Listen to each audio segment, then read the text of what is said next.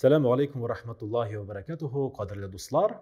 Bugün biz sizden bilen Muharrem ayında uraza turunda söz alıp barırız ala birse. Peygamberimiz aleyhissalatu vesselam hadislerin birisinde ayta, "Afdalu siyami ba'da savmi şahri Ramazan, savmu fi şahrillahi Muharrem." O kema kâle. En hayırlı uraza tutuğa bağışlangan ay Ramazan ayındansın. Ул Muharrem ayında tutulgan ураза. Әмма дә ләкин ничек уразалар тотаргасын шушы Muharrem ayında дип сорау бирәләр.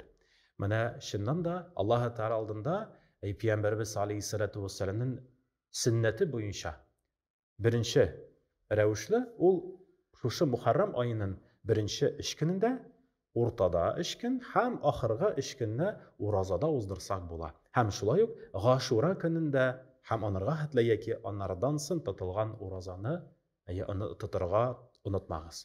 Бу беренче рәвешле. Икенче рәвешле Пәйгамбәрбез алейһиссалату вассалам хадисләрнең берсендә шулай әйтә, иң хәерле ураза тоту усулы ул Дауд алейһиссаламның ураза тоткан усулы. Ничек Дауд алейһиссалам тоткан? Дауд алейһиссалам көн аралаш тоткан. Ягъни бүген ураза тотса, икенче көн ураза тотмый, ягъни Üçüncü gün yeniden urazıga tutadırıya. Hem gümür boyu Davud aleyhisselam kün aralaş urazada uzdıra idi. Şuna korayında Peygamberimiz aleyhissalatu vesselam'ın hadisine dayanıp şu Muharrem ayında kün aralaş uraza tutsağız da bir kürkem hem zor ecirli, savaplı amel bulup sanalar.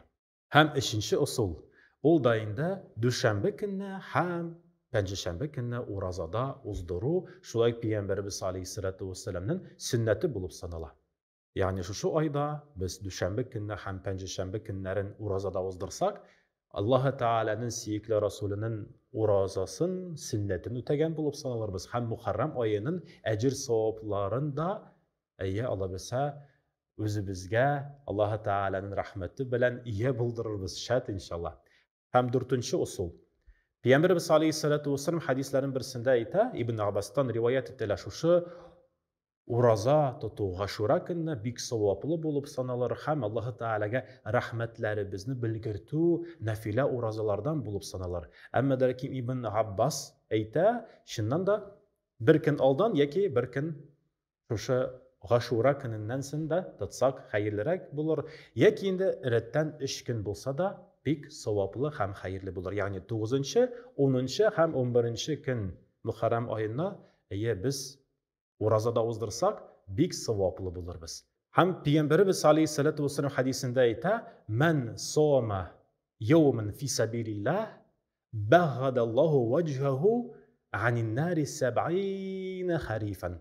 Peygamberimiz aleyhissalatu vesselam ayta, Kimde kim Allah rizalığı için urazat atıp, Allah Teala'nın rahmetine yakınayırga ımtılıp, izgilikler bilen şu urazakının mul kılsa, Allah Teala onu 70 yılga yıragaytır cehennem otundan. Kay bir halimler eyteler, hatta 70 min yılga, yani bik yırakka Allah Teala onu yıragaytır.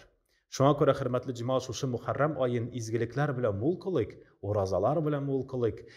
Hem uraza gına tugul, şu uraza günlerin fi sabilillah. Yani Allah Teala'nın yoluna dağalar bilen, zikirler bilen kişilerge şin ihlas kümülden, işkirsiz yerdem itüleri bile mul kılık. Hem şunun bilen Allah Teala'ga yakınayıp, cehennem otundan, gazabından yırakka imin bulik hem yıragayık. Allah versin. Esselamu alaikum ve rahmetullahi ve berekatuhu.